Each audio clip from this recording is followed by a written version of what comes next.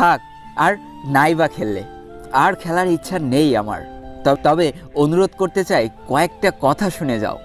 আমি কয়েকটা কথা বলতে চাই।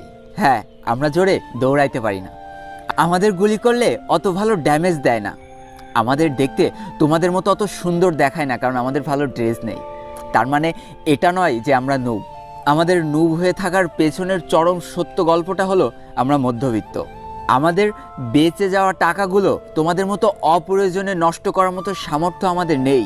বরং বরং আমাদের সেই টাকাগুলো জমিয়ে রাখতে হয় সামনে ধেয়ে আসা কোনো প্রয়োজনের জন্য। এজন্য আমার কাছে তোমার মতো ডিজে অলোক নেই যে আমি জোরে দৌড়াবো।